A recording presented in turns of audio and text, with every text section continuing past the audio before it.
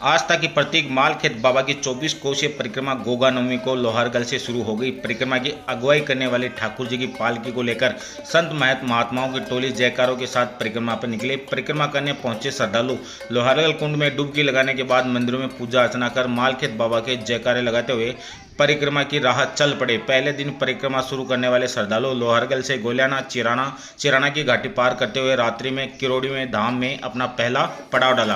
परिक्रमा की अगुवाई करने वाली ठाकुर जी की पालकी को संत महात्माओं ने खाकी जी के मंदिर से कुंड पर लेके गए, जहां अखिल भारतीय चतुर संप्रदाय व खाकी अखाड़े के महंत के सानिध्य में कुंड पर पूजा अर्चना के बाद ठाकुर जी की पालकी को लेकर मालखेत बाबा के जयकारे लगाते हुए परिक्रमा के लिए रवाना हुए।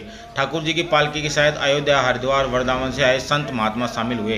परिक्रमा के रास्ते में जगह जगह स्वयंसेवी संस्थाओं की ओर से शिविर लगाए गए। शिविर में परिक्रमा में आने वाले श्रद्धालुओं के लिए चिकित्सा, भोजन, पानी, चाय व विश्राम की व्यवस्था की गई है। मतलब हजारों सालों से ये चली आ रही है मालकेतु परिक्रमा। मालकेतु ऐसा है कि पहले ये जो 24 कोस में जो ये है, ये ब्रह्म सरोवर था। ब्रह्म सरोवर, तो ब्रह्म सरोवर को क्या हुआ कि इसमें जो भी जीव जंतु, अन्य कोई प्राणी, कोई भी गिर गया, इसमें गिरते ही वो सीधा वैकुंठ चला जाए, ऐसा इसका फल था। तो ऋषि महर्षि सब इकट्ठे हो भगवान विष्णु के पास गए। तो विष्णु के पास जाकर बोला, भाई प्रभु, ये आपने ये रचना तो कर दी है, ये ब्रह्म हृदय की, परंतु कलयुग में जो आगे चल करके जो कलयुग आएगा, कलयुग में ढोंगी, न्याय, पारदी सब इसमें स्नान कर लेंगे, स्नान करते सीधे बैकुंठ जाएंगे। तो बोले क्या करे ऋषियों, बोले इसको आच्छादित कर दो, परंतु इसको ढक दो। तो सुमेरु पहाड़ का पोता और शैल पर्वत का बेटा माल और केत, दो भाई थे, उनको भगवान विष्णु ने आज्ञा दी कि आप ऐसे उड़ करके जो ही वो ब्रह्म हृदय सरोवर आए, उस पर आप आकाश में स्थिर हो जाओ। उधर इंद्र को आज्ञा दी कि तुम्हारे खड़ग से इनके पंख काट देना। फिर वो जो ही पंख काटते हुए धड़ाम से इसमें आकर के वो ब्रह्म हृदय में समा गए। समाते ही क्या हुआ कि जो प्रेशर से ये पानी आ रहा है, क्योंकि इसको देखिए आप, क्योंकि ये पानी गर्मियों में ठंडा रहता है, सर्दियों में गर्म आता है, इसका मतलब पृथ्वी गर्भ से पानी आ रहा है। तो उस समय में जो ही ये लाकर पहाड़ विराजमान किए मालकेतु, तो मालकेतु विराजमान करते ही इसका नाम परिवर्तन हो गया, शंख पद्म नाम हो गया। पहले इसका नाम ब्रह्महृदय था, फिर शंख पद्म हो गया। तो ये त्रेता की बातें हैं। ऐसे करके ये इस मालकेतु जो पहाड़ की जो है, इसके चारों ओर इसकी परिक्रमा है। मालकेतु ये ब्रह्महृदय सरोवर है, इसकी सरोवर की परिक्रमा है। निकलती है धारा, प्रथम लोहारगल, द्वितीय करकोटिका, उसका नाम करकोटिका है। जो करकोट नाम नागराज था, उसने भगवान शंकर की अनन्य भक्ति की थी। वहां केवड़े के वृक्ष थे, अभी तक थोड़ी वर्षों तक पहले तक, तो केवड़े पर जो ये सर्प लिपेटे हुए थे, तो उन सर्पों ने वहां भगवान शंकर की खूब प्रार्थना की है। उनमें करकोट नाम का नागराज था। तो भगवान ने उनको वरदान दिया, शंकर भगवान ने, कि ये नगरी है वो आपके नाम से ही विख्यात होगी, इसीलिए शुद्ध नाम है करकोटिका। तो वहां एक धारा है, वो गर्म और ठंडी दोनों धाराएं हैं वहां। फिर आगे चलेंगे, अब शाकंबरी इति विख्यातम तर्मिणा भविष्यति। शाकंबरी का जो वृतांत है वो दुर्गा सप्तशती में आता है। तो वहां भी सरकरा व नाम करके वहां एक धारा बहती थी, जो छेड़खानी की प्रकृति से, तो वो बंद हो गई, लुप्त हो गई।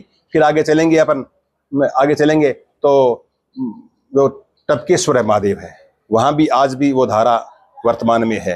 पहले शोभावती भी थी धारा, वहीं भी थी, वो भी विलुप्त हो गई है। फिर आगे चलेंगे तो फिर एक ये रघुनाथगढ़ है, रघुनाथगढ़ में धारा है, आज भी चल रही है। और फिर कुह कुंड जो रामपुरा के पास है, ये कुह कुंड के नाम से विख्यात है। तो यहाँ भी आज भी धारा चल रही है, ऐसी धाराएं निकल रही है। और धाराओं में स्नान करने का बहुत बड़ा फल है।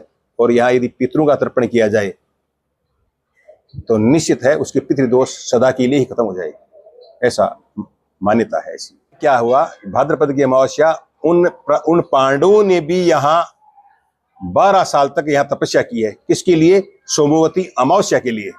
क्यों अमावस्या ही? क्योंकि जो महाभारत में जो अनुयायी मरे थे, चीटी से लेकर के हाथी तक, जो विश्वता में है, द्रोणाचार्य, कृपाचार्य, दानवीर, कर्ण, अभिमन्यु, ऐसे महारथी मरे थे, वो सब यहाँ से वैकुंठ की प्राप्ति की है। इसीलिए कहा गया है कि इदम तीर्थम पवित्रम निदानम लोहारगल तीर्थम वरम वरेण्यम, यह स्नान करोति मात्रम किंग दुर्लभस्य सुवांछितार्थम। दुर्लभ से भी दुर्लभ मनोरथ को प्राप्त कर सकता है यदि यहाँ स्नान किया जाए तो। ऐसा है। तो यहाँ पांडवों ने 12 साल तक तपस्या की और वहां उस समय में सोमवती अमावस्या नहीं आई, फिर उन्हें श्राप दिया कि कलयुग में तुम आप ऐसे आती रहेगी। तो इसीलिए यहाँ अमावस्या का बड़ा महत्व है, अमावस्या का स्नान का ही बड़ा महत्व है। ये कुंड पौराणिक नाम तो इसका ब्रह्म कुंड नाम है, फिर ये इसका नाम चेंज हो गया, चेंज कर दिया गया।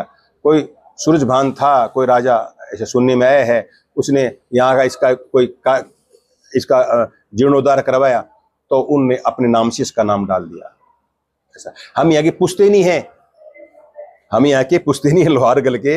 हमारे यहाँ 52 घर है गौड़ ब्राह्मणों के, यहाँ हम पुश्तैनी है लोहारगल के। यहाँ लोहारगल जो कुंड के ऊपर गौमुख के पुजारी हम यहाँ के, ऐसा है।